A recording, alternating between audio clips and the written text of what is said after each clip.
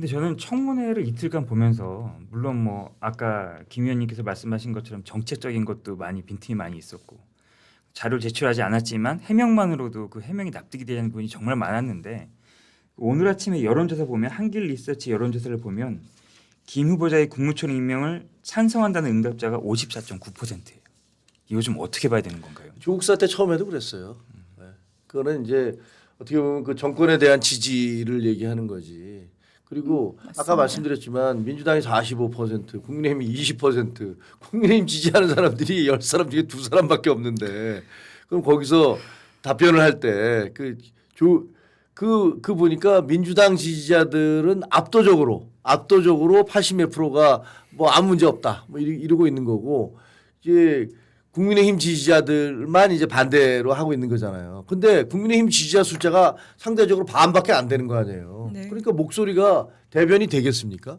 목소리가 들릴 수가 없는 거예요. 그리고 중도층에서도 그 중도층에서는 괜찮다라는 적이 조금 높더라고요. 이렇게 많이 높지는 않더라고요. 그러니까 지금 현재 그 청문회 초기고, 아니 그러니까 정권 초기고, 그러니까 약간의 허니문 기간이 있는 거고, 야 어찌됐든 잘 하는지 좀 지켜보자라는 그런 기대감이 좀 있는 거잖아요. 그렇죠. 문재인 정부 때는 문재인 대통령은 40몇 프로인가, 44%인가, 뭐 46%인가 이렇게 지지를 받았잖아요. 네. 근데 대통령이 되고 나서 한 달 뒤에 지지도가 80%를 넘었어요. 그러니까 정권이 출범하면 대부분의 사람들이 야 어쨌든 처음 출범하는 정권이니까 이게 좀 그 힘을 실어주자라는 심리가 작동을 해요. 그러니까 이번에 뭐 총리 청문회나 이런 부분들에 대해서도 이 부분에 대해서 좀 한번 밀어주자라고 생각을 할 수 있는데 또 전략을 잘 짠 게 뭐냐면 김민석 후보만 놓은 게 아니고 다른 사람들의 그 장관들 발표를 확 해버린 거예요. 청문회 하기 그랬죠. 전날. 그랬죠. 그래서 관점이 확 흐트러졌어.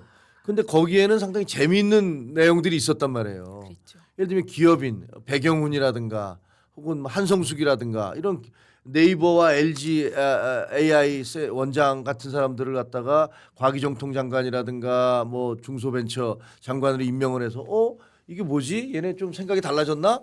뭐 이런 것도 있지. 그다음에 철도 노동자 출신 김영훈 이거 뭐 민노총 뭐 노동부 장관을 임명을 했지. 그러니까 어쨌든 화제가 되고 논란이 되잖아요. 거기다가 뭐 송미령이라는 네. 뭐 그 전 정권에서 있었던 사람을 그 농망사업법이라고 주장했던 사람을 이걸 그냥 그 장관으로 그냥 쓰겠다고 했지. 거기다 안규백을 그 문민 군 출신이 아닌 사람을 국방장관을 임명을 하는 이런 식의 그 약간의 관심을 끌고 파격적인 인사를 확 발표를 해버린 거예요. 그러니까 사람들의 관심은 글로 다 쏠리고 인사 잘하고 있네. 이 인사로 보면 괜찮은 거지. 김민석 인사도 뭐 아야야 이렇게 잘하고 있으니까 여기 좀 지켜보자. 제가 보기엔 굉장히 전략을 잘 짠 거예요. 그러네요. 그 전날 그 장관 인사에 대한 얘기를 할 수밖에 없거든요. 그 얘기를 할 수밖에 없어요. 할 좀 수밖에 분산이 된 건 맞는 것 같습니다. 정말. 그렇죠. 그러니까 나름대로는 그런 것들을 통해서 이렇게 그걸 보면서 이거는 이재명 대통령이 김민석 총리를 어떻게든지 임명을 하겠다는 그런 의지를 보여주는 거구나. 그래서 이렇게 물타기도 해주고 방패막이도 좀 세워주고 이런 식으로 하고 있구나. 근데 과거에는 안 그랬거든요. 과거에 그 박근혜 전 대통령 때 총리 후보자가 그때 몇 명 낙마했어요. 몇 명 낙마했어요. 계속 고지식하게 이 사람 세웠다가 이렇게 막 달려들어서 물어뜯고 네. 다시 딱 세우고. 떨어지니까 또 세우고 그런 과정에서 이제 만신창이가 된 거거든요. 근데 그런 면에서 보면 이쪽에서는 그런 전략을 상당히 나름대로는 세워서 가고 있구나. 슈루드하다 그랬잖아요. 영악하게 영악하게 가고 있구나. 하고 있는데 그 왜 그러면은 이 대통령은 김 후보자를 굳이 곁에 총리를 시켜서 두려고 하시는 걸까? 그건 잘 모르겠어요. 왜냐면 최고위원 할 때 최고위원 선거할 때도 김민석 씨가 사실은 달랑달랑했어요. 그랬더니 자기 차에다 태워서 그 운전하면서 라방하면서 김 후보가 뭐 이래가면서 그랬더니 사람들이 이재명 대표가 그렇죠. 원하는 사람이 이 사람이구나. 이재명이 원픽이구나. 그래서 이제 그래서 수석이 된 거잖아요. 수석 최고위원이 된 거예요. 그러니까 그 두 분 사이에서 아마 우리가 모르는 뭐가 있겠죠. 뭐 그 이재명 대통령이 보기에 김민석 총리 후보자가 나름대로는 자기를 도와주고 자기에게 도움이 되는 뭐가 있겠지. 그러니까 아니면 이제 자기를 위해서 뭐 헌신한 부분이 있겠죠. 그러니까 그렇게 하는 거고 그다음에 이제 총리까지 그 밀어붙여서 다른 물타기까지 해주면서 방패까지 세워주면서 그 총리를 임명하려고 하는 거겠죠. 아, 진짜 참 이재명 대통령 포함해서 민주당이 결사적으로 이 방어를 하고 있는 모양을 보였어요. 이번 청문회에서 민주당 의원들께서 그건 그렇더라고요. 조금 이거는 조금 도를 넘어선 것이 아닌가라는 수준의 어떤 멘트들이 저는 나왔다고 생각하는데 왜 이렇게 결사적으로 방어하느냐를 들여다보면은 이 민주당 의원들 입장에서는 이것이 무슨 충성심을 보여주는 것인가? 저는 그런 의심도 들더라고요. 왜 이렇게까지 그런 멘트를 써가면서 방어해 주느냐? 충성 경쟁을 하는 것이 아니냐라는 그런 생각이 들고, 자 아까 그 말씀을 하셨으니까 장관 인사에 대해서 그것도 몇 마디 나눠보면 좋을 것 같아요. 저는 이제 그 중에서 어떤 분이 가장 뭔가 기억에 남는지 그걸 여쭤보고 싶었어요. 이 인사 중에서 가장 잘한 후보와 못한 후보. 가장이라고 얘기하기 좀 뭐하고요. 그러니까 아까 얘기했던 대로 안규백 씨를 그 국방부 장관을 시킨 거는 그 어떻게 보면 이제 문민 우위의 정책을 해나가겠다. 미국에서는 국방장관은 군인이 아닌 사람, 민간인 출신만 임명을 하잖아요. 그러니까 지난번에 이제 그 이전에 그 박정희 정부 이전에는 민간인이 국방장관 했어요. 제가 알기로 신성모 초대 국방장관, 초대가 아니었나요? 철기 이범석이었나 초대는? 그러니까 그 6.25 전쟁 날 때 국방장관이 신성모 씨잖아요. 근데 그 사람은 군인 출신이 아니었던 걸로 제가 지금 기억은 좀 왔다 갔다 하는데 어쨌든 그러다가 그 군사정부가 들어서고 그 박정희 정부 이후로는 항상 이제 국방부 장관 출신, 그 군인 출신만이 그랬죠. 그 국방장관을 할 수 있다라고 그렇게 전통이 세워졌었는데 사실 그건 저는 정상적인 전통은 아니라고 생각해요. 왜 군인만 그 국방장관을 해야 됩니까? 그 여성도 할 수 있는 거고요. 군대 안 갔다 온 사람은 얼마든지 할 수 있다라고 생각을 해요. 안 갔다 온 사람도 할 수 있다라고 생각을 해요. 근데 이건- 안규백 씨를 시킨 거는 어쨌든 이게 실험이에요. 이분이 잘하면 뭐 이런 전통이 계속 이어져 갈 것이고 안 되면은 역시 안 돼. 뭐 이런 생각이 나올 거. 그런 면에서는 그 김영훈 그 노동부 장관도 마찬가지예요. 이분이 여전히 노조의 이익만을 대변하려고 하고 뭐 노란봉투법 주장하고 그다음에 뭐 노조에 대한 투명 회계법 이거 거부하고 근데 벌써부터 좀 얘기하는 거 보면 좀 이상하더라고요. 그죠? 무슨 뭐 SPC 사고 그 난 거가 무슨 이거 무슨 지배 구조 문제를 다 살펴봐야 된다는 이런 얘기하는 거가 전형적으로 어떤 사건이나 사고를 이건 재벌놈들 때문이야. 이거는 가진 놈들 때문이야. 이런 식의 사고 방식이 이분한테 있는 것 같더라고요. 그래서 굉장히 좀 저는 걱정은 돼요. 네. 근데 이것도 한번 지켜봐야 될 그런 대목이고. 그다음에 무슨 뭐 권오을 그 보건부 장관은 이건 그냥 쉽게 얘기하면 보상해 준 거잖아요. 근데 그거 저는 굉장히 안 좋아 보여요. 왜냐하면 뭐 권오을 전 의원이 거기 올라탄 지 얼마나 됐어요? 뭐 한 달 됐나? 그러니까 이렇게 쫙 눈치 보다가 야 저기가 될 것 같아. 그러면 막판에 지지합니다라고 하면 그래 내가 너 장관을 주마 이렇게 하는 건가?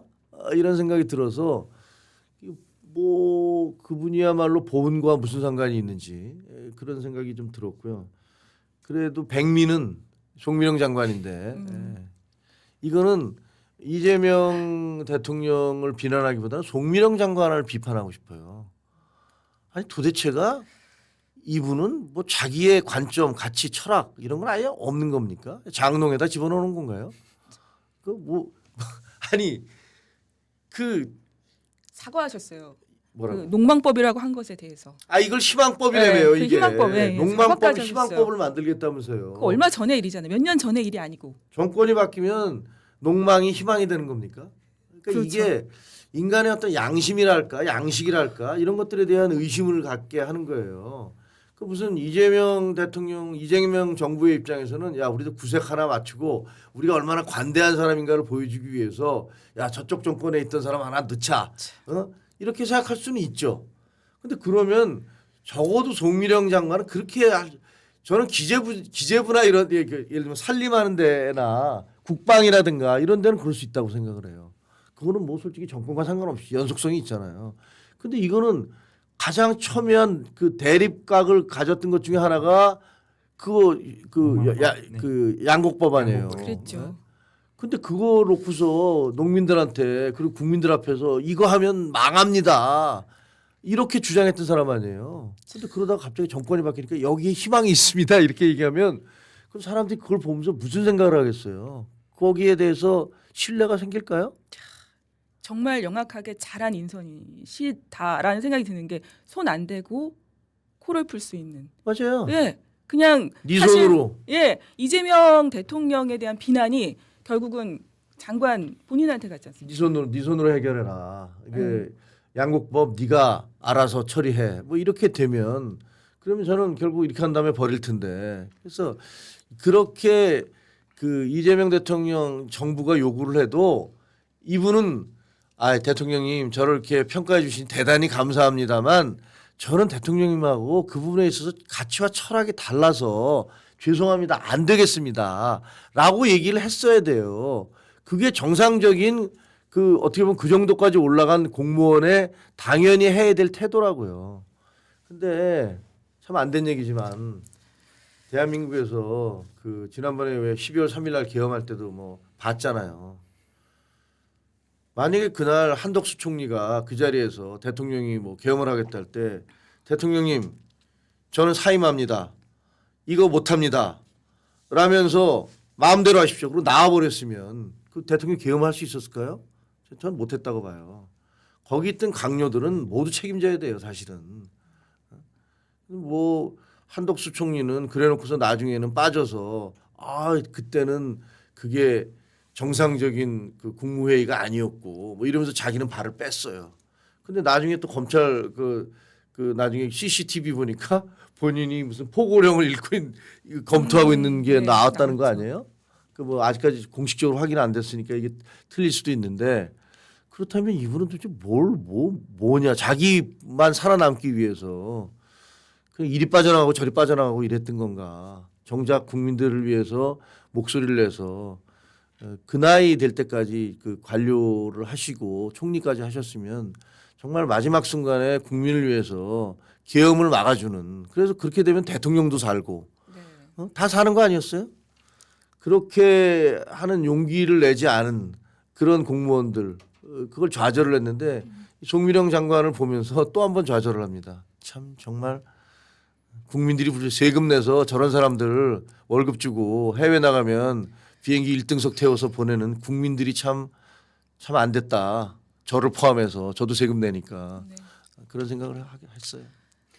그 얘기를 하면 정말 얼마나 가슴이 아픕니까? 할 얘기가 얼마나 많습니까? 지금 12월 3일부터 거슬러 올라가서 또 그 전으로 올라가서 얼마나 이게 지금 지켜보시는 시청자분들께서도 얼마나 지금 가슴이 아프시겠습니까? 그런 생각이 듭니다. 정말 얘기를 하시니까. 예, 안규백 장관 후보 같은 경우에는 일각에서는 이제 이분이 방위 출신이고 물론 이제 국방위 상임위원장도 하시고 이분은 상임위를 국방위만 하셨거든요. 그런 전문성은 인정되는데 일단 방위를 나오시고 또 현역 군인이 아니다 보니 남북의 어떤 첨예한 이런 군사 안보 위기 상황이라고 한때 어떻게 이 군을 제대로 통솔할 수 있을 것인가 뭐 이런 문제 제기를 하시는 분들도 있더라고요. 뭐 이재명 대통령이나 국정원장이나 다들 지금 그 핵심 역할을 하시는 분들이 군을 모른다.